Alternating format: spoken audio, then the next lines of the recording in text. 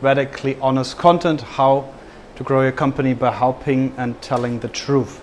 So first and foremost, well, I grew up in Germany. Now we live in the beautiful Santa Cruz near the beach. In SEO since 2015, started with mostly my own projects, affiliate websites, threw it up, and then mostly clients, because it was super nice to earn some proper money for once. So I started out with affiliate in books, and yeah, today we're 3 people. We're mostly working with e-com clients and content-heavy tech, SaaS, and crypto companies currently. So the outlook and the goal is here to only work with selected clients, work on publishing my own content, which I do through LinkedIn currently, and grow the affiliate portfolio. But this one can be rocky, so also thinking about going into or acquiring an e-com business or building one. So how it started and why I came up with a topic. So it was back in the days. I was 17, doing an apprenticeship at a German bank, and so you always had to talk to the different heads of departments for an hour or so, or every couple of weeks. And so I asked him, look, why don't we recommend a product if we think it's better for a client from a competitor, and it will be better for the client, and it will ultimately also be better for us. So maybe here, as I say it, or as I formulate it, we lose the battle, but we win the war. And if the client can trust us, maybe he buys with us anyhow and pays a little bit more and appreciates our honesty, or he does everything else with us in the future, right? So as you can think, the guy wasn't so happy. He didn't understand it. It's a rural area in the Black Forest in Germany, so not very forward-thinking. And yes, what I'm going to explain here, I think in my idea, it doesn't only apply to content and SEO, but also as a general philosophy for companies or individuals. So happy to hear feedback on this. So here I really learned what it means. Clients yearn for honest and trustworthy information, and I thought about back to where it was really important for me. It was when we were stranded during COVID in Cancun, or in this area there, and some guy told me, well, you have a hernia issue. It needs to be repaired, or it needs to be it needs to be operated upon. So as you can imagine, during COVID, it was very tough to find a local guy who you could trust. First time having a real operation. So, it wasn't easy. In the end, I found somebody. But so the dilemma here is, as I see it, that you want information not from some random blogger about some product, or not even from the patients, maybe about, let's say, an operation, even though that's a crazy example. But you want it from an industry expert who is the most qualified, yet naturally often biased, because he works for a certain company, or it doesn't align with his goals.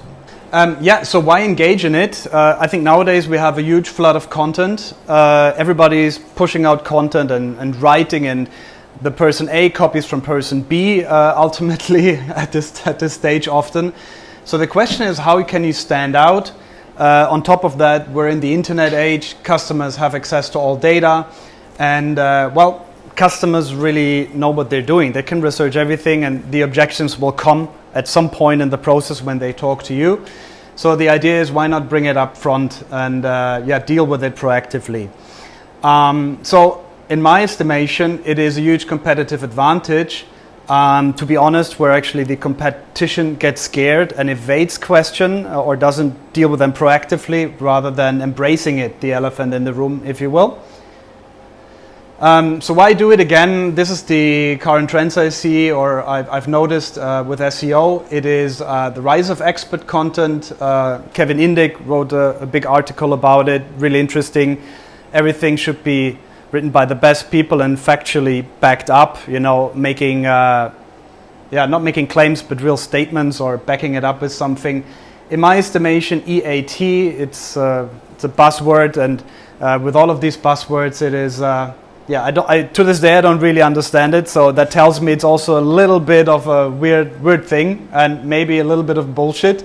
Yet, the one aspect I believe in is that let's say I'm a plumber, you're a plumber, and you have 5 articles on your homepage about plumbing, and the other guy has 150.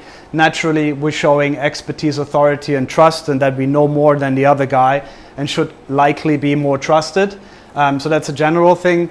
As we all know, good SEO can only mostly get you to page 1, and then it's the algorithm checking what works best and where people click and where they bounce. So it's all in our interest that we produce content that actually sticks and that stands out for some reason, and it's not just a copy. Another trend, AI, it's even on top of everything more fake output. It's very hard to order articles these days because we have to run them through a GPT-2 checker. That's the available thing currently. So if there is tools already out there, it's only a matter of time until Google, I'm sure they can already spot GPT-3 content, and so there might be an awakening soon. And well, a lot of people say with the last core update, there was already some AI stuff in it, and some people lost out big time. Yes, we all have limits to the budget, time, etc. So maybe we think about prioritizing quality over quantity in this model here. So cui bono, who profits from this? You get more business and clients. Give and thou shalt receive. There is a guy called Gary Wilson. He works with Greg Campbell, Scottish SEO. Now he sold his business, he had the link building business. And he told the story recently and said, so there was once a guy who called him and he wanted to do SEO with him. Yet he told him, look, it doesn't make sense for a business, you better don't do it. So it was, I think, for £1,000, I'm not so sure. And 3 or 4 weeks later, another guy called him and said, hey, listen, you consulted my friend, and he told me that you told him not to do it, so you were on his side. And so I want to do SEO, I want to do business with you, and it was a good fit. And so actually it was a huge retainer that he got of that. So on top of that, you get better clients or your ideal clients. And on top of that, it also helps you to identify problems in your business and in your delivery, and helps you to innovate if you spend more time. So, and it also helps you to identify problems in the industry and innovate, because if you're totally honest to your customer, and I will explain more in detail of what the process is, it's kind of a therapy, or at least a coaching for your company, or also for your company and your strategy, and possibly also for you as an individual, whatever you do in SEO. Another thing is you steer away wrong clients and qualify them through the process by clearly stating what you want and don't want. And in the end, you have warm buyers who are likely to convert if, for example, I mean, some people, they would consume 25 to 30 articles on your website. I was shocked too, but it's not uncommon with this. And you can imagine if they read all of your stuff, they watched the videos, and then they call you, they're so easy to convert, it's unbelievable. And on top of everything, it's just much more fun to work with clients who trust you and liked your stuff, liked your approach, and then they reach out, rather than you actively trying to promote yourself. So there's this guy, big tech investor and also kind of a philosopher. He talks about escaping competition through authenticity. I think that follows in the same line of thinking here. And then producing content forces you to understand the customer and the way they think. This is something that I really realized by producing a lot of content on LinkedIn.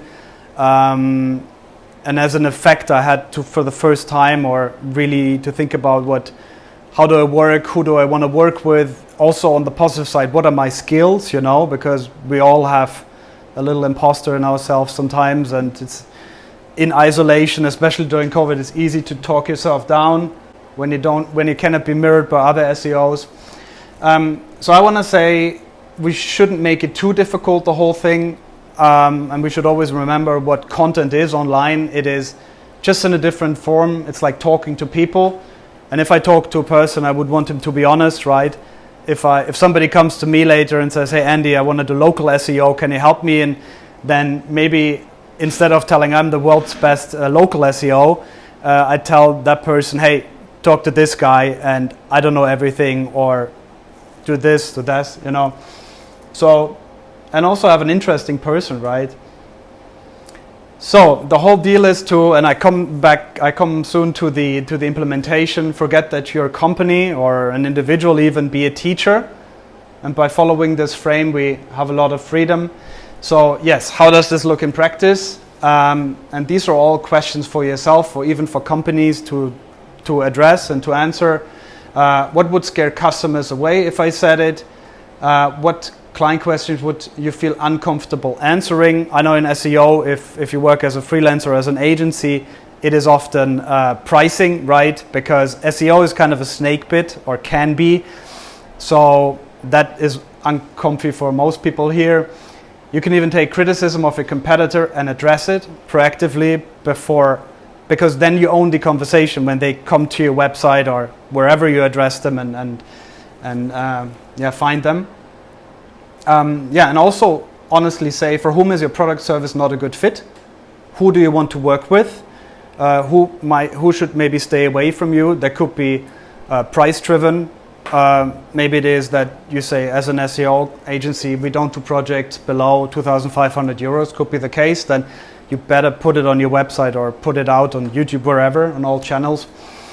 And on top of that, so it's not only questions where you have to be super honest or that are super hard to answer, but also put down the questions you're asked every day. For some people this might be just the normal fact, but for me it was kind of revolutionary in a sense to write down everything that I was reluctant to write down.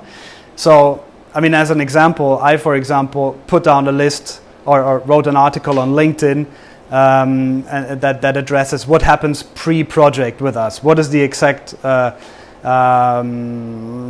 process? And so if somebody reaches out to me on LinkedIn, I say, okay, it's great, let's talk, but why don't you read this here first? If this feels okay, this is our process, then we should talk again, you know.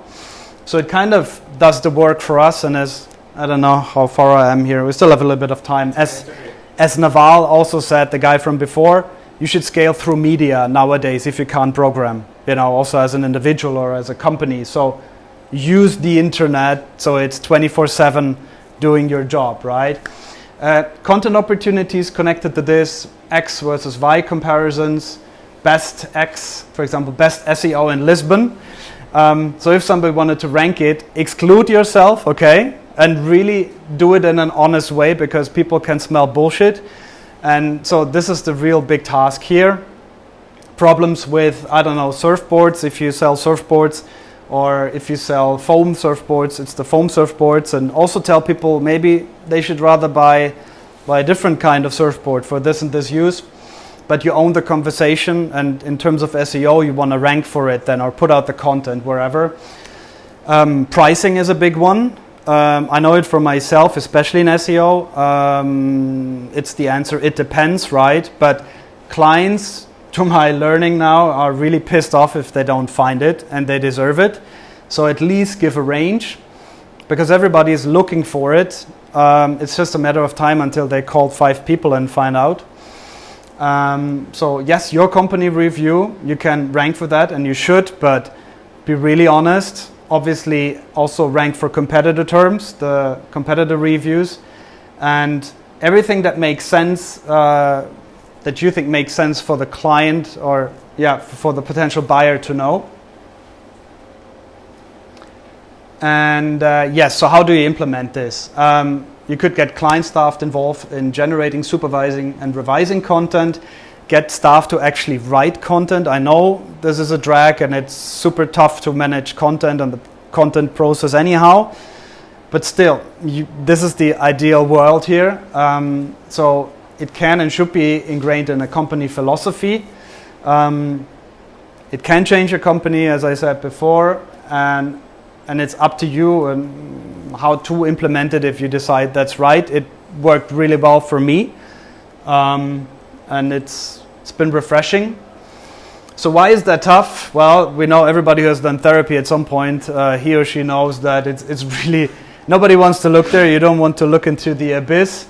We want to blame the other person. There's an Austrian saying of, if you wake up in the morning and you know who the enemy is, the day has a proper structure. So, oh yeah, there's another thing with a pogo. It's a comic figure from the US, and he says, it's famous, I looked for the enemy, I found him, and the enemy is us, or something. So yeah, it's really powerful to visit the underworld and explore, and it might actually improve ultimately your bank account and how you do business and, well, your company structure. There's some objections to be made. Don't clients get turned off? Does the competition know your prices or whatever? But I think it's too much of a focus on the competitors rather than the person or people you should focus on, which are the clients. So yeah, so this is my interpretation of this scientific background. There was a guy, Amos Zahavi, evolutionary biologist, and he says, if you can show that you can afford a handicap or a disadvantage, it actually demonstrates your fitness and abundance. So let's make it more tangible. If you can afford to drive this kind of car, that is really unnecessary. This is a sign of fitness and of abundance, right? It's the same with this impala. I have to read this. Impala stotting, I think that's jumping around. A behavior that may signal to predators that a pursuit would be wasted. So let's imagine there's a lion and this impala is jumping up and down. It's a kind of waste of energy in some ways, but it signals to the predator, look, I have so much energy, I'm so fit that you shouldn't even try to pursue me because, you know, look at me. A young woman with perfect skin is smoking, you know, I can afford this. So we see it everywhere. Also why this the famous soup guy. Also why chefs wear white. Doesn't make sense, right, when they're getting dirty all of the time. So it's all about signaling. It needs to be honest and costly. And for example, if I signal to a client, hey, I give this business to my competitor, or I tell you, go to the other guy, it hurts my pocket, at least initially. So it's a costly and a true signal. So it's one of the things that I love to tell SEO prospects where I don't see a real fit. I love to tell them, don't do it. Do Facebook ads or whatever, or come back when I don't know, you made some money, you validated your product, and then come. So yeah, that's what I think is behind. I think there's limitations. I'm a fan of this. I'm really interested in what you have to say. So I'm really wondering, because I'm still exploring this. So how do big companies do it? There's legal aspects, and as I mentioned here, I don't know, should Pfizer have a blog post and say, look, our shot is not that effective, maybe you try BioNTech instead, if, I don't know. So to take it to the ultimate point. So yeah, super interested to hear what you have to say.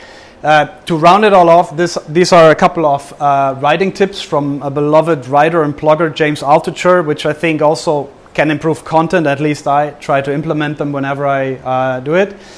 So he says, bleed in the first line, show you're human, and then tell people the stuff they all think, but nobody ever says. And if you're not honest, you aren't delivering value.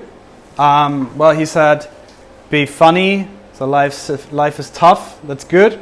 And be opinionated, just as our buddy here, Jerome Powell, the head of the Fed, who do the monetary policy, he had an opinion a while ago. So, and on top of that, for SEO, my buddy Florian Kluge, he's a Chiang Mai SEO, he actually sent me, I think a year ago, an article that dealt with opinionated content, and that it converts better. It's like with a person, right? I mean, if you talk to a person and, do you like this? Yeah, you like everything, you like nothing, you know, you don't have a character.